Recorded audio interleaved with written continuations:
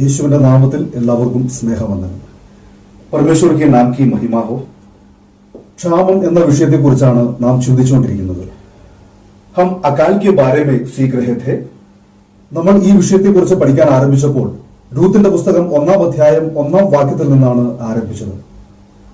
जब हमने अकाल के बारे में सीखना आरंभ किया, रूत की किताब 1 अध्याय 1 आयत से शुरू किया था।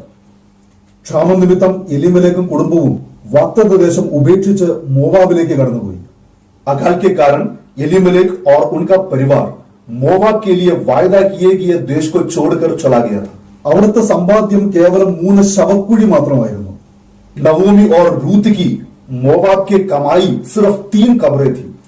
എന്നാൽ വാഗ്ദത്ത ദേശത്ത് മടങ്ങി വന്ന നവോമിയും റൂത്തും അനുഗ്രഹം പ്രാപിച്ചു. लेकिन नवोमी और रूत आशीषित हुआ जब वे वायदा किए गए देश में लौट आए। അബ്രഹാമും ഇസഹാക്കും യാക്കോബും ക്ഷാമം നിമിത്തം ഗെരാറിലേക്കും മിസ്രൈമിലേക്കുമൊക്കെ ഓടിപ്പോയി. अब्राहम, इसहाक और याकूब अकाल के कारण गेरार और मिस्र को भाग गए थे। എങ്കിലും അവരുടെ തലമുറ വാഗ്ദത്ത ദേശത്ത് മടങ്ങി വന്ന് അനുഗ്രഹം പ്രാപിച്ചു. उनकी पीढ़ी वायदा किए गए देश में लौट आया और आशीषित हुआ। ഈ കാര്യങ്ങളെ വളരെ വിശദമായി തന്നെ കഴിഞ്ഞ ഭാഗങ്ങളിൽ നമ്മൾ ചിന്തിച്ചതാണ്. हमने पिछले भाग में इन चीजों के बारे में अधिक विस्तार से सीखा था।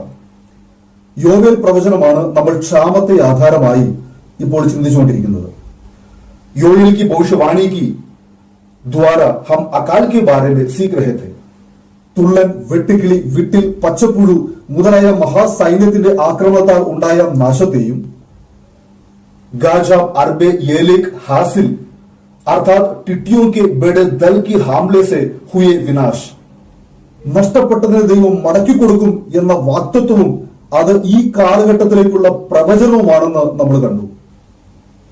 परमेश्वर ने वायदा किया है, मैं इन्हें वापस कर दूंगा।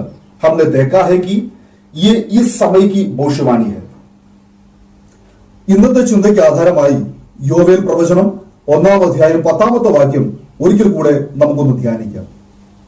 आज के लिए योएल की किताब 1 अध्याय 10वां आयत हम एक और बार मनन करते हैं। വയൽ ശൂന്യമായി തീർന്നു, ധാന്യം നശിച്ചു, പുതുവീഞ്ഞ് വറ്റിയും എണ്ണ ക്ഷയിച്ചും പോയിരിക്കാൻ ദേശം ദുഃഖിക്കുന്നു. खेती मारी गई, भूमि विलाप करती है, क्योंकि अन्न नाश हो गया, नया धाक मधु सूख गया, तेल भी सूख गया है।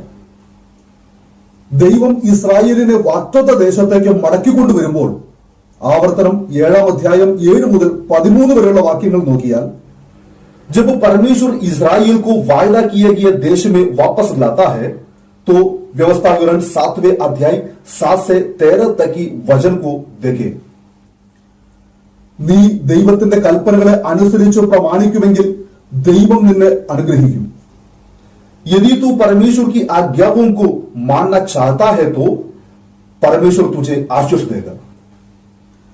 നിന്റെ കൃഷിഫലവും ധാന്യവും വീഞ്ഞും എണ്ണയും വർദ്ധിപ്പിച്ച് സകല ജാതികളെക്കാളും ഞാൻ നിന്നെ അനുഗ്രഹിക്കും എന്ന് യഹോവ അരുൾ ചെയ്തു. और यहोवा ने कहा, अन्न, नए दाखमधु और तेल आदि सब देशों के लोगों से अधिक मैं तुझे आशीष दिया करेगा। 104-ാം സങ്കീർത്തനം അതിന്റെ 15-ാമത്തെ വാക്യം പറയുന്നു. भजन संहिता 104 की 15वीं आयत कहते हैं, അവൻ ഭൂമിയിൽ നിന്ന് ആഹാരവും भूमि से वो भोजन वस्तुएं, മനുഷ്യന്റെ ഹൃദയത്തെ സന്തോഷിപ്പിക്കുന്ന വീഞ്ഞും और दाखमधु जिससे मनुष्य का मन आनंदित होता है, അവന്റെ മുഖത്തെ മിനുക്കുവാൻ എണ്ണയും और तेल जिससे उनका मुख चमकता है, മനുഷ്യന്റെ ഹൃദയത്തെ ബലപ്പെടുത്തുന്ന അപ്പവും ഉത്ഭവിപ്പിക്കുന്നു. और अन्न जिससे वो संभल जाता है, उत्पन्न करता है। ഈ പറഞ്ഞ വാക്യങ്ങളിൽ നിന്നും ധാന്യവും വീഞ്ഞും എണ്ണയും മനുഷ്യന്റെ ആവശ്യ സാധനങ്ങളാണെന്ന് മനസ്സിലാക്കാം. इस आयतों से हम समझ सकते हैं कि अनाज, दाखमधु और तेल मनुष्य के लिए आवश्यक है। ധാന്യം ആഹാരമാണ്. अनाज मतलब खाना है। വീഞ്ഞ് സന്തോഷമാണ്. दाखमधु से खुशी मिलती है। എണ്ണ മുഖത്തുള്ള പ്രസരിപ്പാണ്. तेल चेहरे की चमक है। മത്തായി എഴുതിയ സുവിശേഷം 4-ാം അധ്യായം 1 മുതലുള്ള വാക്യങ്ങൾ നോക്കിയാൽ मत्ती का सुसमाचार अध्याय 4 की पहला आयत से देखेंगे तो അനന്തരം പിശാചനാൽ പരീക്ഷിക്കപ്പെടുവാൻ യേശുവിനെ ആത്മാവ് മരുഭൂമിയിലേക്ക് നടത്തി. तब उस समय आत्मा यीशु को जंगल में ले गया ताकि इब्लीस से उसकी परीक्षा हो. അവൻ 40 പകലും 40 രാവും ഉപവസിച്ച ശേഷം അവന് വിശന്നു. वह 40 दिन और 40 रात निराहार रहा. अंत में उसे भूख लगी. അപ്പോൾ പരീക്ഷകൻ അടുത്തു വന്നു.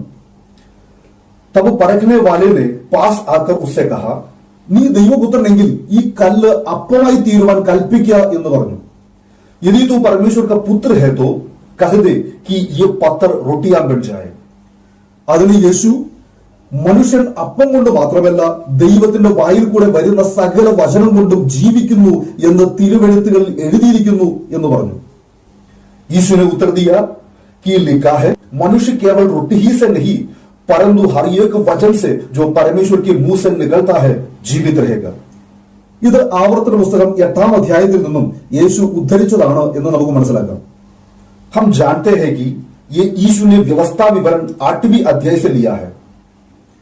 മനുഷ്യന്റെ ശരീരത്തിന്റെ നിലനിൽപ്പിന് പ്രാധാന്യം ധാന്യം എത്രത്തോളമുണ്ടോ അതുപോലെ തന്നെയാണ് ആത്മീക മനുഷ്യന് ദൈവവചനം. मानव शरीर को अनाज या भोजन जितना महत्वपूर्ण है उतना ही महत्वपूर्ण है आत्मिक मनुष्य के लिए वचन.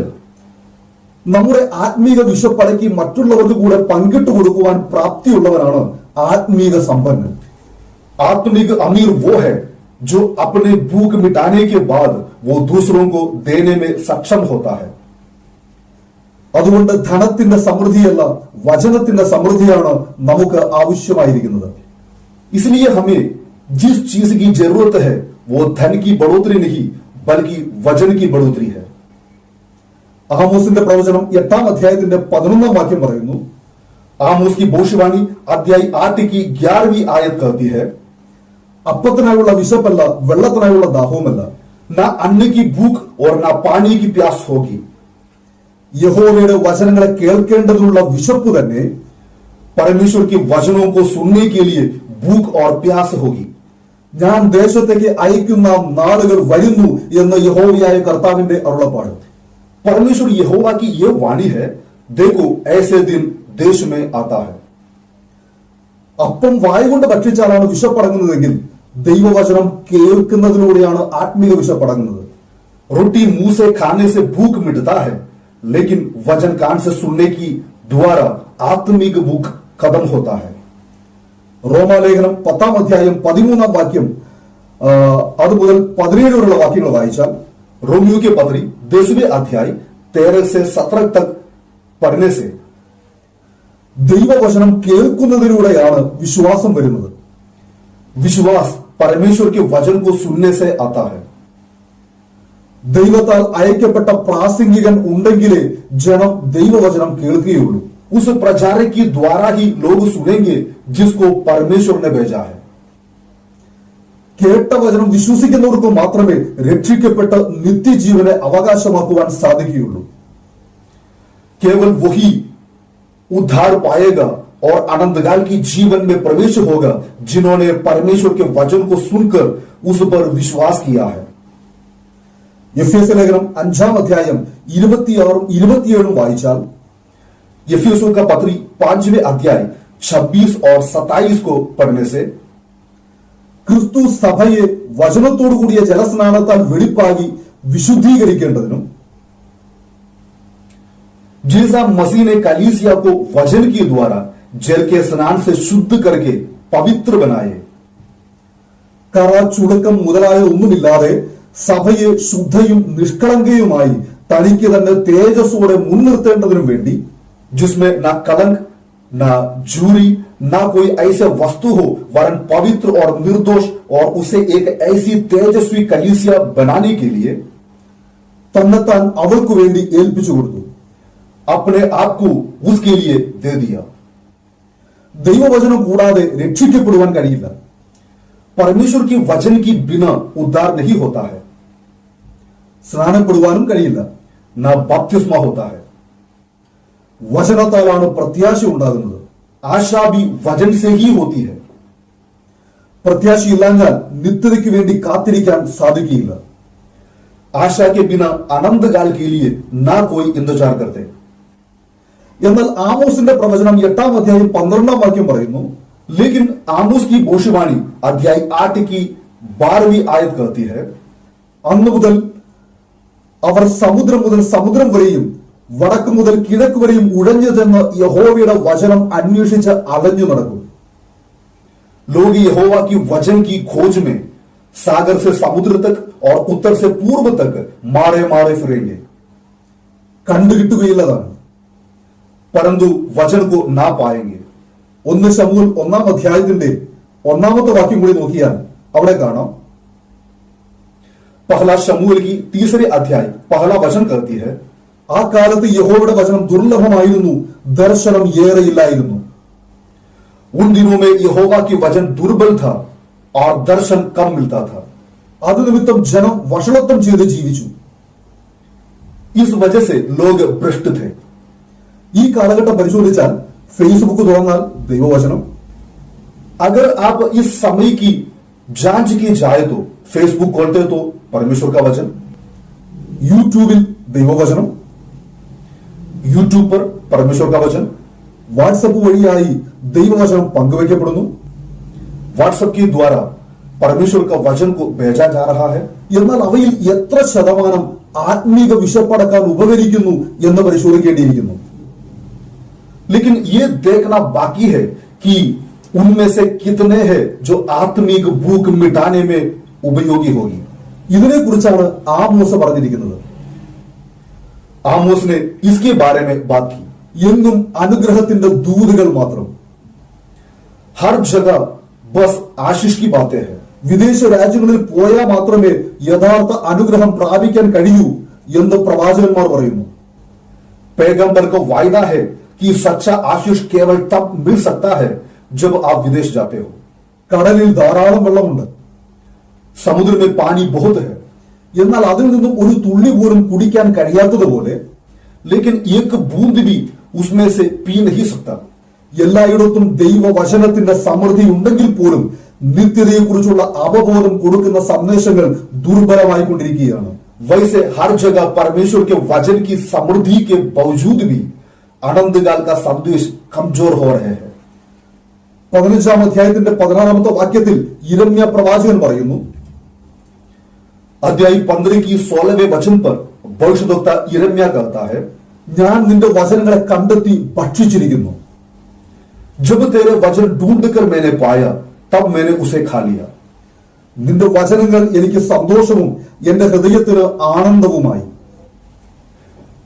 और तेरे वचन मेरे मन को हर्ष और आनंद का कारण हुआ. അതുകൊണ്ട് യോവേൽ പ്രവാചകൻ വരുവാനിരിക്കുന്ന തലമുറയോട് ദൂത് പറയുകയാണ്, ധാന്യം നശിച്ചു പോകും, അഥവാ ദൈവവചനം ലഭ്യമല്ലാതാകും.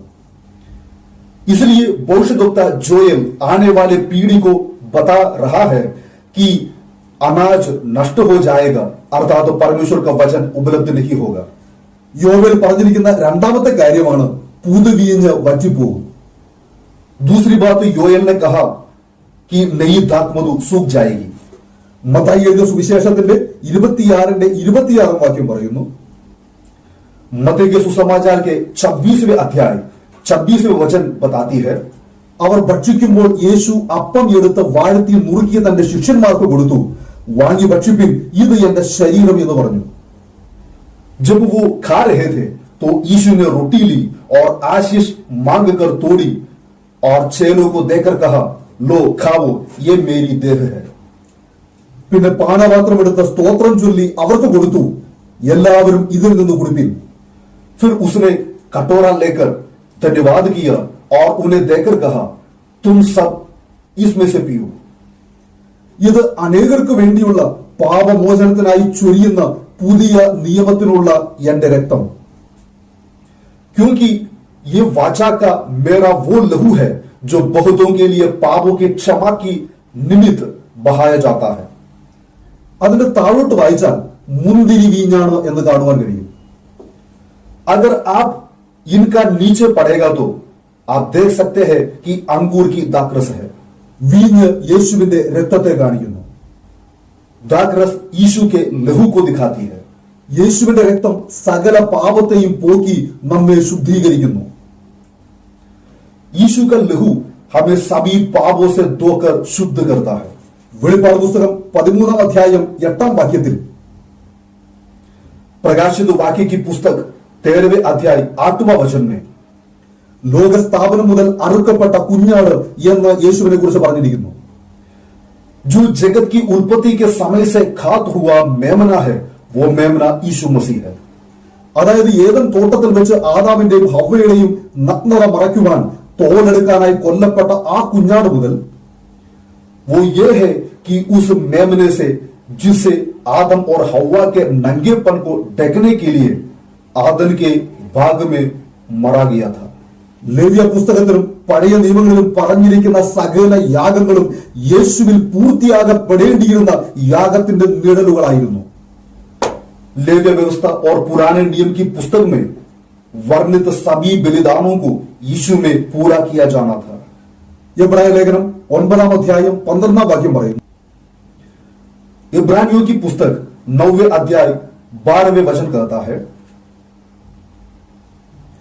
ക്രിസ്തു വരുവാനുള്ള നന്മകളുടെ മഹാപുരോഹിതനായി വന്നിട്ട് परंतु जब मसीह आने वाली अच्छी अच्छी वस्तुओं का महायाजक होकर आया, കൈപ്പണിയല്ലാത്തതായി എന്ന് വെച്ചാൽ ഈ സൃഷ്ടിയിൽ ഉൾപ്പെടാത്തതായി വലിപ്പവും തികവുമേറിയ ഒരു കൂടാരത്തിൽ കൂടി तो उसने और भी बड़े और सिद्ध तंबू से होकर, जो हाथ का बना हुआ नहीं अर्थात इस सृष्टि का नहीं, ആട്ടുകൊറ്റന്മാരുടെയും പശുക്കിടാങ്ങളുടെയും രക്തത്താലല്ല സ്വന്തം രക്തത്താൽ തന്നെ ഒരിക്കലായിട്ട് വിശുദ്ധ മന്ദിരത്തിലേക്ക് പ്രവേശിച്ച് और बेकरों और बछड़ों के लहू के द्वारा ही नहीं पर अपने ही लहू के द्वारा एक ही बार पवित्र स्थान में प्रवेश किया എന്നേക്കുമുള്ളൊരു വീണ്ടെടുപ്പ് സാധിപ്പിച്ചു.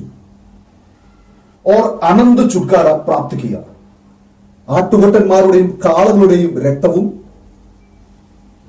क्योंकि जब बकरों और बैलों का लहू മലിനപ്പെട്ടവരുടെ മേൽ തളിക്കുന്ന പശു ഭസ്മവും और क्लोर की राख अपवित्र लोगों पर छिड़के जाने से ജഡീക ശുദ്ധി വരുത്തുന്നു എങ്കിൽ शरीर की शुद्धता के लिए पवित्र करते हैं, तो നിത്യാത്മാവിനാൽ ദൈവത്തിന് തന്നെത്താൻ നിഷ്കളങ്കനായി അർപ്പിച്ച ക്രിസ്തുവിന്റെ രക്തം, मसीह का लहू जिसने अपने आप को सनातन आत्मा के द्वारा परमेश्वर की सामने निर्दोष चढ़ाया, ജീവനുള്ള ദൈവത്തെ ആരാധിപ്പാൻ നിങ്ങളുടെ മനസാക്ഷിയെ നിർജീവ പ്രവർത്തികളെ പോക്കി എത്ര അധികം ശുദ്ധീകരിക്കും. तुम्हारे विवेक को मरे हुए कामों से कितना अधिक शुद्ध करेगा। ഈ വാക്യങ്ങളെല്ലാം പറയുന്നത് യേശുവിന്റെ രക്തച്ചൊരിച്ചിലിനും മാത്രമേ പാപത്തിന് പരിഹാരം വരുത്താൻ കഴിയൂ. इस सभी वचनों में कहा गया है कि केवल यीशु का रक्तपात पाप का प्रायश्चित कर सकता है। യേശുവിന്റെ രക്തത്താലുള്ള ശുദ്ധീകരണത്തിന് മാത്രമേ ഒരു വ്യക്തിയുടെ പാപങ്ങളെ കഴുകി വിശുദ്ധീകരിക്കുവാൻ സാധിക്കുകയുള്ളൂ. केवल यीशु के रक्त ही हमारा पापों को मिटाकर शुद्ध करता है। നമ്മുടെ പൂർവ്വപിതാക്കന്മാർക്ക് പാപമായി തോന്നിയിരുന്ന പലതും ഈ തലമുറയിൽപ്പെട്ടവർക്ക് പാപമായി തോന്നുന്നില്ല. इस पीढ़ी का लोग ये करते हैं जिसको हमारा पूर्वजनों ने पाप समझता था. നമുക്ക് നമ്മോട് തന്നെ ചോദിക്കാം, നാം വാസ്തവമായി യേശുവിന്റെ രക്തത്താൽ കഴുകപ്പെട്ടവരാണോ? आइए हम अपने आप से पूछे कि क्या हम वास्तव में यीशु के लहू से धोए गए हैं? ഇന്ന് പാപം ചെയ്തിട്ടും നമ്മുടെ മനസാക്ഷി കുറ്റപ്പെടുത്താതെ സന്തോഷമായിരിക്കുകയാണോ? क्या आज पाप करने के बावजूद भी हमारी अंतरात्मा दोष के बिना खुश है? അങ്ങനെയെങ്കിൽ തിരിച്ചറിയുക, നമ്മുടെ വീഞ്ഞും വറ്റിപ്പോയിരിക്കുകയാണ്. यदि हाँ तो समझे कि हमारी दात मधु भी सूख गई है. മൂന്നാമത്തെ കാര്യമാണ് എണ്ണ ക്ഷയിച്ചു പോകും. तीसरी बात यह है कि तेल भी सूख जाएगा. എണ്ണ പരിശുദ്ധാത്മാവിനെ കാണിക്കുന്നു. तेल पवित्र आत्मा को दर्शाता है. ഒലിവ് കായകൾ ഇടിച്ചെടുത്ത് जैतून का फल को बार बार कूटकर അതിനെ പലയാവർത്തി പകർന്ന് തെളിച്ചെടുത്ത് उसे बार बार छलनी करके അതിൽ ഒരു കീടവും അവശേഷിക്കുന്നില്ലെന്ന് ഉറപ്പുവരുത്തിയ ഒലിവെണ്ണയാണ് निकाले हुए तेल से उसमें ना कोई गंदगी बचा हो। ആലയത്തിൽ നിരന്തരം കത്തിക്കൊണ്ടിരിക്കുന്ന വിളക്കുകളിൽ ഒഴിച്ചുകൊണ്ടിരുന്നത് उसको परमेश्वर की मंदिर में लगातार जलते दीपक में डाला जाता था। ഇതുപോലെ പരിശുദ്ധാത്മാ നിറവിൽ ഒരു ഭക്തൻ ജ്വലിച്ചു പ്രകാശിക്കണം. इसी तरह एक भक्तों को पवित्र आत्मा की पूर्णता में चमकना चाहिए। ഒലിവുകായകളെ എണ്ണയ്ക്ക് വേണ്ടി ചതയ്ക്കുന്നത് പോലെ जैसे तेल के लिए जैतून की फली को कूटते हैं, ക്രിസ്തീയ ജീവിതത്തിൽ നേരിടുന്ന കഷ്ടതകളും പ്രതികൂലങ്ങളും ഒരു ഭക്തനെ ദൈവത്തോട് അടുപ്പിക്കുകയും वैसे मसीह जीवन की मुसीबतें और विपत्तियां एक भक्त को प्रभु में मजबूत करता है ആത്മപരിപൂർണതയിൽ എത്തിക്കുകയും ചെയ്യും. और आत्म साक्षात्कार के लिए दृढ़ करता है। കഷ്ടതയില്ലാത്ത ഒരു ക്രിസ്തീയ ജീവിതമില്ല. दुख के बिना कोई मसीह जीवन नहीं है। എന്നാൽ കഷ്ടതയ്ക്ക് തകർക്കുവാൻ കഴിയാത്ത വിശ്വാസത്തെ ഉത്ഭവിപ്പിക്കുന്നതാണ് ക്രിസ്തീയ ജീവിതം. मसीही जीवन दुख से तोड़ा नहीं जा सकता क्योंकि वो विश्वास को पैदा करता है। 2 കൊരിന്ത്യർ 4:17 വാക്യം പറയുന്നു, दूसरा कुरिन्थियों 4:17 बताते हैं, ഞൊടി നേരത്തേക്കുള്ള ഞങ്ങളുടെ ലഘുവായ കഷ്ടം അത്യന്തം അനവധിയായി തേജസിന്റെ നിത്യഘനം ഞങ്ങൾക്ക് കിട്ടുവാൻ ഹേതുവാകുന്നു. क्योंकि हमारा पल भर का हल्का सा क्लेश हमारे लिए बहुत ही महत्वपूर्ण और आनंद महिमा उत्पन्न करता जाता है। അപ്പോസ്തലനായ പൗലോസ് റോമാലേഖനം 5-4 വാക്യത്തിൽ പറയുന്നു, प्रेरित पौलुस रोमियो की पत्री 5वां अध्याय 4वां आयत में बताती है, നാം കഷ്ടങ്ങളിലും പ്രശംസിക്കുന്നു, പ്രത്യാശയ്ക്കോ ഭംഗം വരുന്നില്ല. हम अपने क्लेशों में घमंड करते हैं और आशा हारती नहीं। കഷ്ടത സഹിക്കാനുള്ള വരം തരുന്നത് പരിശുദ്ധാത്മാവാണ്. पवित्र आत्मा हमें कष्ट सहने की ताकत देता है। നമ്മുടെ പൂർവ്വപിതാക്കന്മാർ കഷ്ടതയിൽ കൂടെ കടന്നുപോയതിനാലാണ് ഇന്ന് കാണുന്ന നിലയിൽ ദൈവസഭ വളർന്നത്. हमारे पूर्वजनों ने जो कठिनाई से गुजरे थे उनके द्वारा कलीसिया बढ़े। സമൃദ്ധിയുടെ സുവിശേഷത്തിൽ എത്തി നിൽക്കുന്ന പ്രിയ സ്നേഹിതർ, നിന്നിൽ പരിശുദ്ധാത്മാവ് വസിക്കുന്നുണ്ടോ എന്നൊന്ന് ശ്രമിച്ചുകൊണ്ട് जो समृद्धि के सुसमाचार तक पहुंच चुके हैं, सोच लिए क्या आप में पवित्र आत्मा वास करता है? ദൈവവചനം കേൾക്കുമ്പോൾ ഹൃദയം തകരുന്നുണ്ടോ? क्या परमेश्वर का वचन सुनकर दिल टूट जाता है? പാവത്തെ കഴുകി ശുദ്ധീകരിപ്പാൻ മതിയായതാണ് യേശുവിന്റെ രക്തം എന്ന തിരിച്ചറിവ് നമ്മളിലുണ്ടോ? क्या हमें एहसास है कि यीशु का लहू पाप धोने और शुद्ध करने के लिए पर्याप्त है? പരിശുദ്ധാത്മാവിൽ നിറഞ്ഞ ഒരു ജീവിതമാണോ നമുക്കുള്ളത്? क्या पवित्र आत्मा से भरा है हमारा जीवन? അവൻ നമ്മെ ബലപ്പെടുത്തുന്ന അപ്പവും वह रोटी है जो हमें मजबूत बनाती है। ഹൃദയത്തെ സന്തോഷിപ്പിക്കുന്ന വീഞ്ഞും दाक मधु जो दिल को खुश कर देती है। മുഖ തേജസ് വർദ്ധിപ്പിക്കുന്ന എണ്ണയും തരുവാൻ വിശ്വസ്തനാണ്. चेहरे को चमकने वाला तेल देने के लिए भी विश्वास योग्य है। അതുകൊണ്ട് യോവിൽ 2:19 വാക്യം പറയുന്നു, तो योएल की किताब 2 अध्याय 19वें पद कहता है, യഹോവ തന്റെ ജനത്തിന് ഉത്തരം അരുളിയത്, यहोवा ने अपनी प्रजा के लोगों को उत्तर दिया, ഞാൻ നിങ്ങൾക്ക് ധാന്യവും വീഞ്ഞും എണ്ണയും നൽകും. सुनो मैं अन्न और नया दाक मधु और ताजा तेल तुम्हें देने पर हूं, അതിനാൽ നിങ്ങൾ തൃപ്തി പ്രാപിക്കും.